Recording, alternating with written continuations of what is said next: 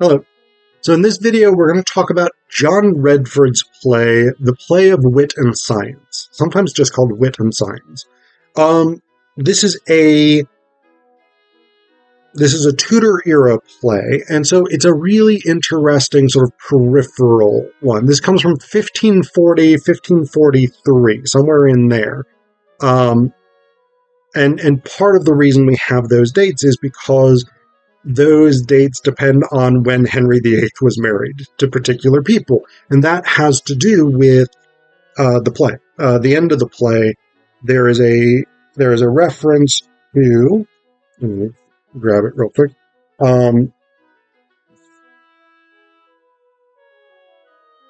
Reason, who has the last word, says, "Well said, and as ye daughter wish it," basically she wishes Science, who's Reason's daughter, wishes everyone joy without end.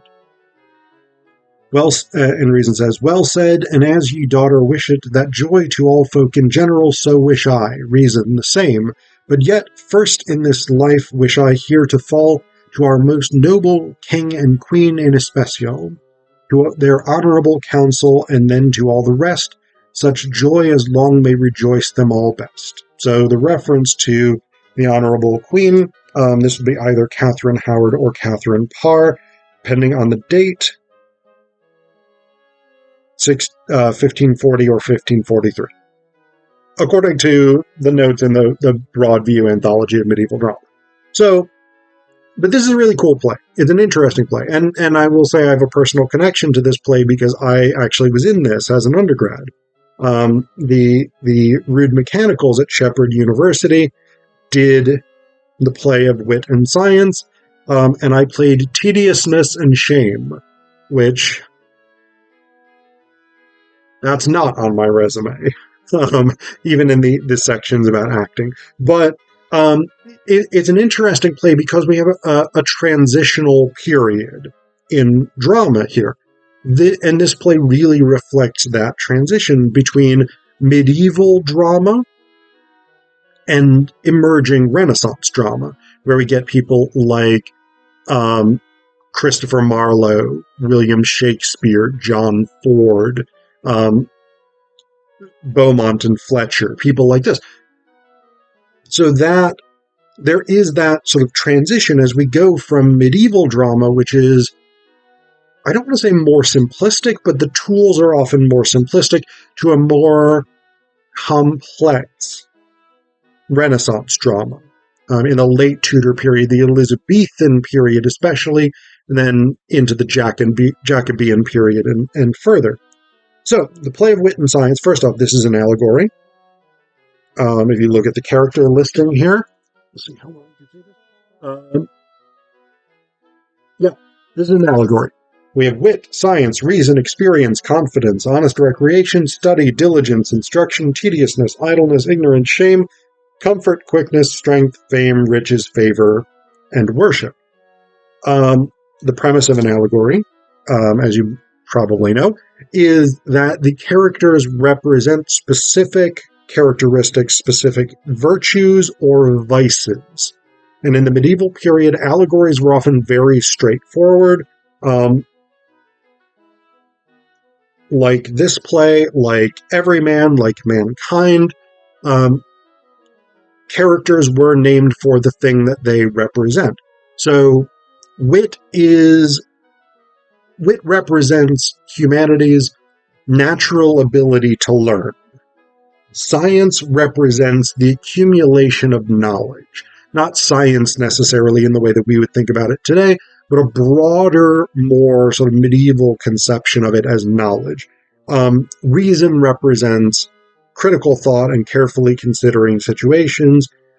Experience is sort of empiricism, right? So experience is science's mother. Honest recreation represents like healthy sports and dancing and games and merrymaking and whatnot, etc., etc. You get the gist of it, right? So these characters each represent their own particular virtue, vice, behavior in the world, quality, whatever it is. That's a very, very medieval thing. Very, very common in the medieval period. And as you get into the Elizabethan period especially, that largely drops out of favor. The other thing that we have in the play of Wit and Science is a quest narrative. And again, this is a very much medieval thing. The Arthurian quest legends, the Grail quest legends, etc., etc., even Beowulf, things like this, going back to several centuries before this, the quest narrative of a hero struggling to overcome both internal and external challenges is very, very common in the medieval period.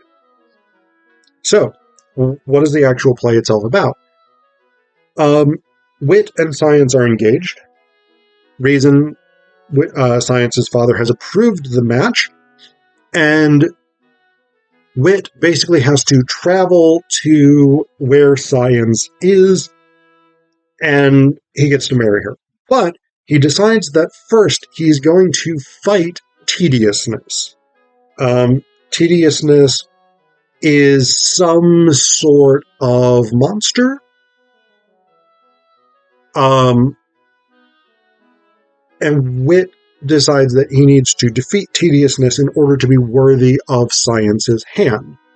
However, because Wit does not listen to instruction and he goes forward with just diligence and study sort of supporting him, he ends up getting killed.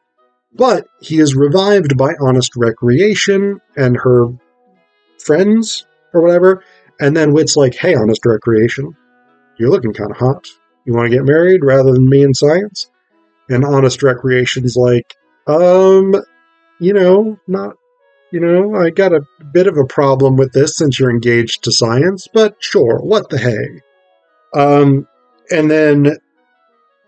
then Idleness comes along, and Wit's like, hey, I'm going to have a nap here by Idleness. And Honest Recreation and Idleness have this long debate where they each sort of accuse each other of being a deceitful, seductive harpy or something like this.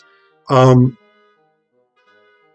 then finally Wit just falls asleep next to Idleness, and Honest Recreation's like, all right, I'm a bounce. So she does. She leaves, and Idleness is left alone with the sleeping Wit.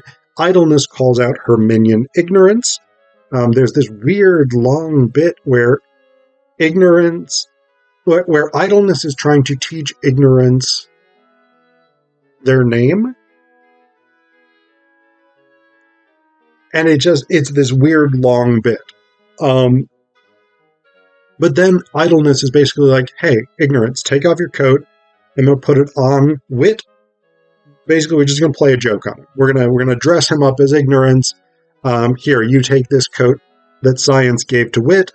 And Ignorance is like, oh, this coat keeps falling off. And Idleness is like, of course, it's Science's coat. Ignorance can't wear it. You got this whole weird section right in the middle. So then Wit wakes up. He's like, hey, where'd everybody go? And then Science and her mother Experience come on, and they're basically like, hey, Wit sent this portrait. He's so sexy. I can't wait to have him be here and be married to Science. And Wit's like, ta-da, here I am. And they're like, shut the fuck up, Ignorance, get out of here. Don't be an idiot. And he's like, what? I'm Wit. Look at me. Look at the painting. It's fucking me. And they're like, no, Ignorance. You're wrong. Go away. You you pat your little head. Go. Shoo. And Wit gets really pissed off about this. So he starts insulting them. Then, after they have left, he looks in the mirror that Reason had given him, and he's like, oh shit. I'm dressed as Ignorance. That's why they thought I was a fool. Uh-oh. So, basically, Ignorance has to Wit has to go to Reason and be like, hey, man, I'm really sorry. Like, I fucked this up royally. What can I do to sort of make this up? And Reason is basically like, all right, you have to submit to instruction. Shame is going to whip you a little bit. and then you're going to have learned your lesson. Confidence shows up. Confidence is wit's servant. Confidence has a sword from science. So wit takes that sword, and along with instruction, confidence, diligence, study, etc., his whole posse, he goes off. He defeats tediousness, outsmarts tediousness. Basically, they sort of fake retreat. Tediousness comes after them, and then they turn and ambush him and cut off tediousness's head. Science has seen this from atop her tower or whatever it is on Mount Parnassus, and she's like, yeah, I'm impressed. Wit, come marry me. Everything is good, no harm, no foul. And so basically that's the end of the thing, is like, wit, the human capacity to learn, has to overcome tediousness, has to overcome idleness, has to overcome ignorance in order to attain the summit of knowledge, which is wisdom, and to be part of, to sort of learn from reason and experience, etc., etc.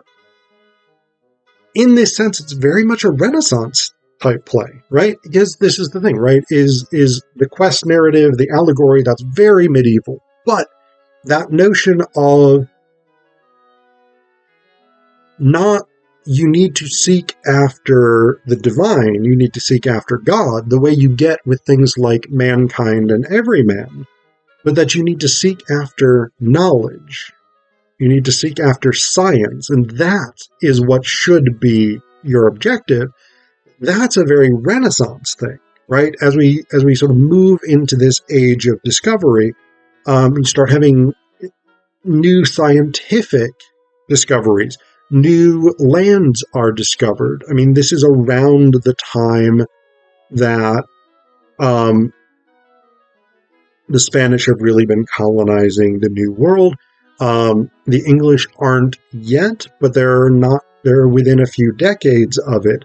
There are colonial missions going to Africa, going to East Asia, South Asia, etc., etc.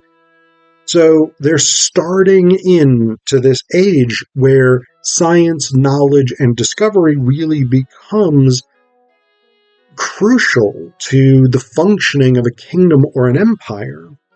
And so that shift from the sort of morality play allegory to this allegory that's saying you need knowledge, you need information, you need science.